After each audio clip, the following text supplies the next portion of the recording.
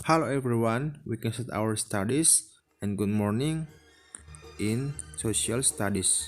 Nah, semester ini adik-adik sekalian sudah naik tingkat di kelas 8 dan masih tetap bersama saya Bapak Nana Rajapati Pardosi dalam ilmu pengetahuan sosial. Nah, Bapak harap dalam memulai pelajaran ini adik-adik sekalian berdoa sebelum memulai belajar di rumah masing-masing. Nah, adapun materi kita hari ini yaitu mengenai interaksi keuangan dalam kehidupan di negara-negara ASEAN.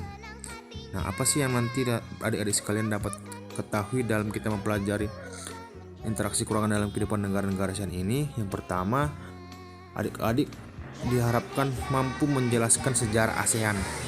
Yang kedua, adik-adik juga sekalian mampu menjelaskan kondisi geografis dan karakteristik negara-negara anggota ASEAN. Nah, yang pertama sekali, apa sih itu ASEAN? ASEAN adalah Association of Southeast Asian Nations yang merupakan organisasi beranggotakan negara-negara di Asia Tenggara. Ingat adik-adik ya, di Asia Tenggara. Nah, ASEAN itu berdiri pada tanggal 8 Agustus 1967 di Bangkok, Thailand, dan dideklarasikan di Bangkok. ASEAN diperakarsai oleh 5 negara yang diwakili masing-masing wakil negaranya, yaitu Indonesia diwakili oleh Adam Malik, Malaysia itu diwakili oleh Tun Abdul Razak, Filipina diwakili oleh Narciso Ramos, Singapura diwakili oleh S. Rajaratnam, dan Thailand itu diwakili oleh Tanat Komam. Dan ini merupakan negara-negara pemerkarsa dari ASEAN. Sampai sini adik-adik mengerti ya adik-adik ya, karena 5 negara ini merupakan negara pemerkarsa dari ASEAN. Lanjut adik-adik, yang kedua yang tidak kalah pentingnya yang kita punya posisi geografis. Dalam penentuan suatu tempat itu dapat berdasarkan posisi geografis dan astronomis. Nah, apa itu posisi geografis? Posisi geografis merupakan letak suatu daerah dilihat dari kenyataannya di bumi dan dibandingkan dengan posisi daerah lain. Di sini ASEAN itu di sebelah utara berbatasan dengan negara Tiongkok, di sebelah timur berbatasan dengan Samudra Pasifik dan Papua Nugini, di sebelah selatan berbatasan dengan Samudra Hindia dan benua Australia. Sebelah barat itu berbatasan dengan Samudra Hindia dan negara India.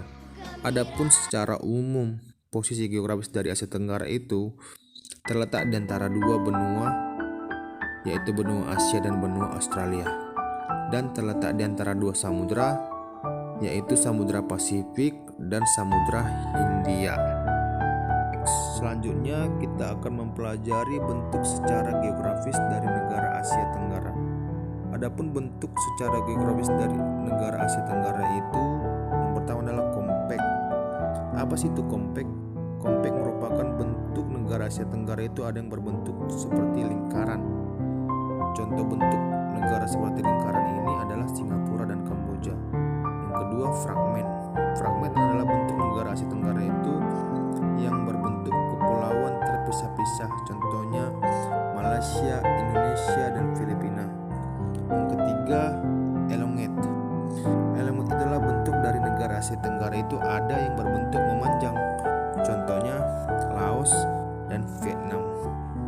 Yang keempat, protrude ataupun protruded merupakan bentuk dari negara Asia Tenggara ada yang memanjang dan menyempit, contohnya Myanmar dan Thailand.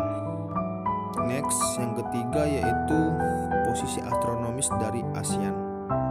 Sebelum kita lihat posisi astronomis dari ASEAN, kita terlebih dahulu juga mengetahui apa itu posisi astronomis ataupun letak astronomis. Letak astronomis ataupun posisi astronomis itu adalah letak ataupun posisi ataupun titik yang berpedoman pada garis latitud atau garis lintang, dan longitud adalah garis bujur. Adik-adik sudah pelajari ini kelas 1. Garis latitud ataupun garis lintang itulah garis yang melintang melingkari bumi. Garis bujur adalah garis yang membujur dari kutub utara dan kutub selatan. Di sini ASEAN secara astronomis itu terletak di antara 28 derajat lintang utara sampai 11 derajat lintang selatan dan 93 derajat bujur timur sampai 141 derajat bujur timur. Ini dia adik-adik ya, lambang dari ASEAN. Nah, lambang dari ASEAN ini memiliki arti berdasarkan warnanya, arti berdasarkan bentuk lambangnya. Yang pertama, arti warna biru yaitu keamanan dan kestabilan. Sedangkan arti warna merah pada lambang ASEAN ini yaitu semangat dan dinamisme. Sedangkan arti warna kuning merupakan lambang dari ASEAN ini yang berupa tangkai padi, mengartikan tentang kemakmuran. Sedangkan lambang putih juga mengartikan mengenai tentang ketulenan. Nah, arti simbol dari 10 tangkai padi yang warna kuning yaitu yang berarti cita-cita pelopor pembentuk dari ASEAN, yaitu bersatu dan bersahabat. Bersatu dan bersahabat ya adik-adik. Yang kedua, bulatan yang warna merah pengisi dari lingkaran tersebut merupakan ataupun artinya merupakan kesatuan dari ASEAN. Nah, kita lanjut lagi melihat bendera dari ASEAN ataupun negara-negara yang tergabung dalam ASEAN. Yang pertama adalah Brunei Darussalam, yang kedua Kamboja, ketiga Indonesia, keempat Laos, kelima Malaysia, keenam Myanmar, ketujuh Filipina, kedelapan Singapura, kesembilan Thailand, dan kesepuluh Vietnam. Sudah tampak jelas ya adik-adik, ini dia 10 negara anggota dari ASEAN. Kita lanjut lagi untuk melihat identitas negara dari ASEAN. Yang pertama adalah Brunei Darussalam. Dari segi bentuk pemerintahan, Brunei ini berbentuk monarki absolut. Kepala negaranya seorang sultan, yaitu Sultan Hassanal Bolkiah yang telah memimpin sejak 5 Oktober 1967. Kepala pemerintahannya sultan juga. Ibu kotanya Bandar Seri Begawan. Luas wilayah mencapai 5.765 km persegi. Jumlah penduduknya itu mencapai 436.620 jiwa. Suku bangsanya mayoritas Melayu 65,7%, Tionghoa 10,3%, dan suku lainnya 3,4%.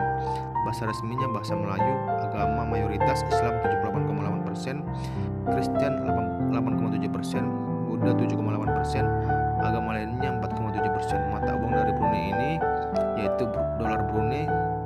Hari kemerdekaannya yaitu pada tanggal 1 Januari 1984. Lagu kebangsaannya Allah peliharakan Sultan. Pendapatan per kapita dari Brunei Darussalam ini yaitu mencapai 79.700 dolar Brunei. Keunggulan dari negara Brunei ini yang pertama adalah karet, yang kedua kelapa sawit, ketiga minyak bumi, keempat batu bara. Identitas negara yang kedua yaitu Kamboja. Bentuk pemerintahan dari Kamboja ini Republik Komunis. Kepala negaranya seorang raja, Raja Norodom Sihamoni. Kepala pemerintahannya Perdana Menteri. Luas wilayahnya 181.035 km persegi. Jumlah penduduknya itu mencapai 15.957.223 jiwa. Pertumbuhan penduduknya itu 1,56%. Suku bangsa etnis mayoritasnya Khmer 97,6%. Bahasa resminya itu bahasa Khmer. Agama mayoritas agama Buddha mencapai 96,9%. Mata uang dari Kamboja ini rial Kamboja. Hari kemerdekaannya jatuh pada 9 November. Lagu kebangsaan Nokorits. Pendapatan per kapita 3.700 dolar. Nah, kita lihat lagi keunggulan sumber daya alam dari Kamboja ini. Yang pertama adalah kayu, kedua itu karet, ketiga umbi-umbian, keempat padi, kelima minyak bumi, yang keenam batu permata. Yang ketiga adalah identitas dan negara dari Indonesia. Identitas negara Indonesia itu nama lengkap Republik Indonesia, bentuk pemerintahan Republik Presidensial, kepala negaranya Presiden Joko Widodo, ibu kotanya Jakarta, luas wilayah mencapai 1.904.569 km persegi.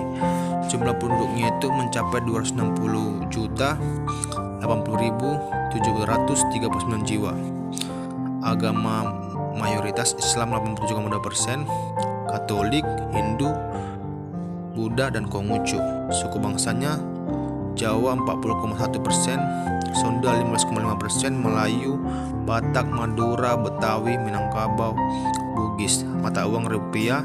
Hari kemerdekaan 17 Agustus 1945, laku bangsa Indonesia Raya. Keunggulan sumber daya alam yang pertama adalah tebu, kedua kopi, ketiga teh, keempat rempah-rempah, kelima kelapa sawit, keenam minyak bumi, ketujuh tembaga, ke-8 biji timah, dan ke-9 gas alam.